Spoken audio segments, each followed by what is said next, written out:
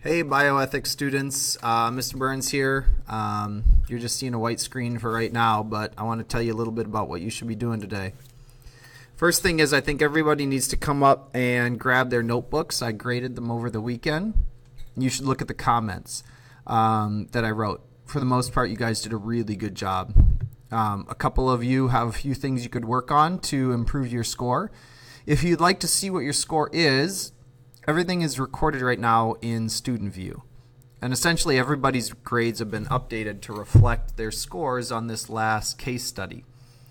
If you look at your grade in the gradebook right now, that is essentially the grade you will receive at the end of the trimester.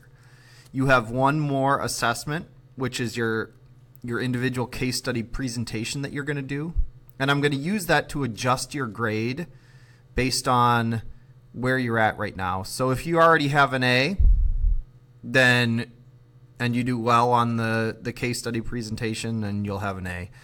If you have one area of weakness and your case study in the grade book right now and your case study presentation is really great, I'll take that into consideration and bump those scores up. But essentially the scores that are in there right now reflect what you will get at the end of the trimester. If you don't like them, for most of you, the answer is to either edit or turn in your final case study. A lot of you, not a lot of you, I guess, some of you have not yet turned it in. So that affected your final grade in each of the categories because I was grading your ability to identify stakeholders and write justified positions and identify values and bioethical approaches in that case study, and I expected that to be kind of your highest level of achievement of that.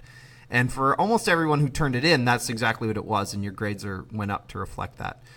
For those of you who didn't turn one in, it dropped your grades down because I needed that final piece of evidence that you really have learned the core principles of the class.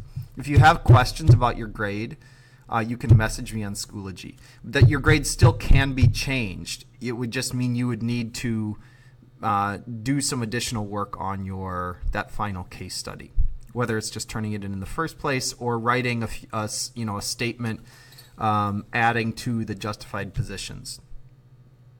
Here's what I'd like you to work on today and really for the next couple of days. Yours is pretty straightforward. You just need to be ready to present next week on Monday. And here's what you need to have done. You are preparing a case study presentation. And these are the components. I introduced these to you on Friday that are going to be in that presentation. So I'd like to go through these one by one. The most involved part of what you're going to do is step one. This is going to take you the longest because what you need to do is sort of identify a reading or a video or prepare a presentation that outlines the issue you researched.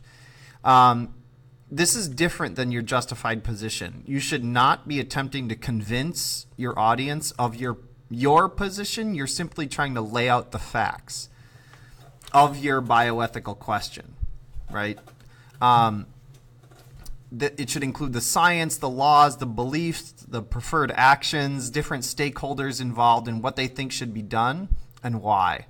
You do not need to tell them what those stakeholders are valuing or what their bioethical approach is. Your audience should be able to tell that. The other people that are listening to your presentation should be able to tell that by doing the reading.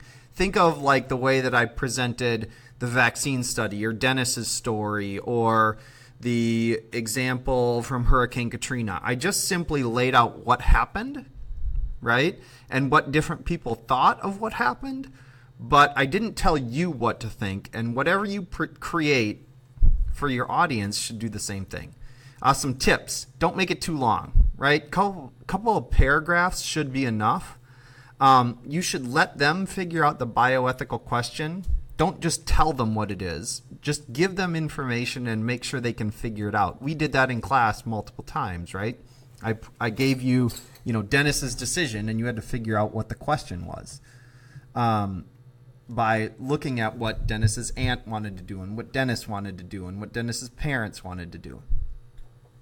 You could also think about making a hybrid presentation If you can't find or don't want to write an article of all that stuff that has everything in it, you could show them a video about some of the science or a short reading about some of the facts, and then, oh, this is what CRISPR is.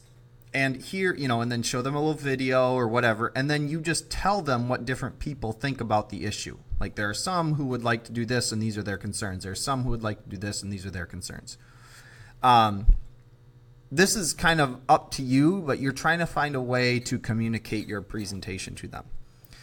Then you need to have a reflection activity ready so that they can analyze and consider what they've learned from the reading or the presentation or video or whatever.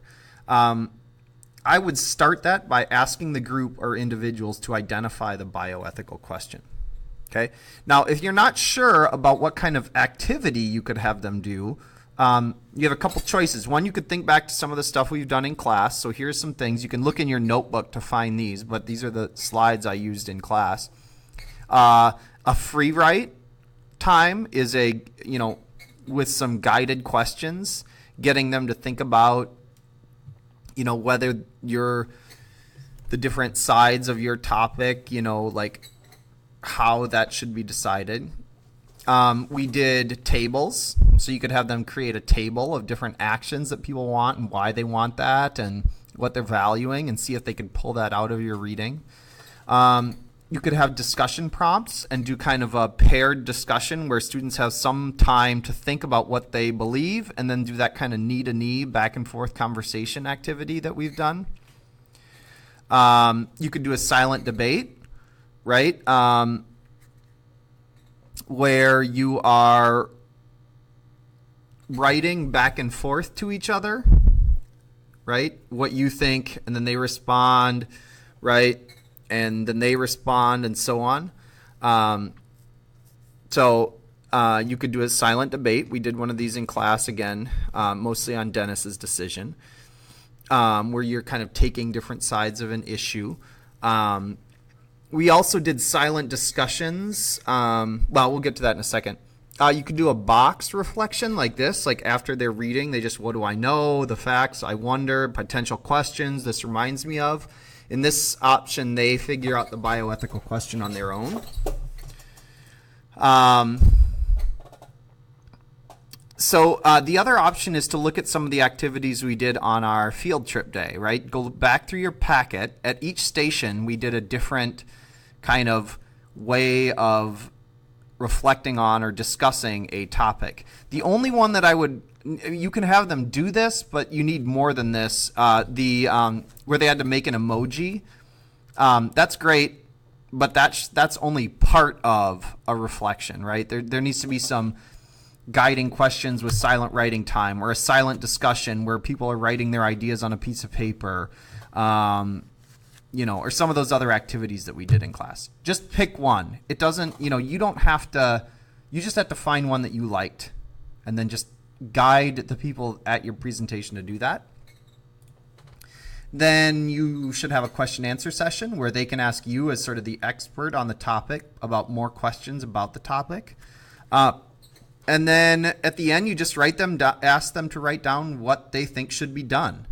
So really the first two steps are the only two that require you to do any kind of pre-thinking. Most of your time is going to be involved in doing step one. You need to have a presentation ready. Step two then is just picking a reflection activity and letting them do it, and so on. And that's it. It needs to be ready for class next Monday. So even if I'm not here this week, this is essentially what you need to work on this entire week. If you have questions, message me on Schoology.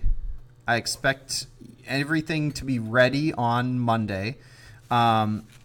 If you have a document they need to print later on in the week, I'll come up with a way to get that to me, and then I'll print those out so that you have them available.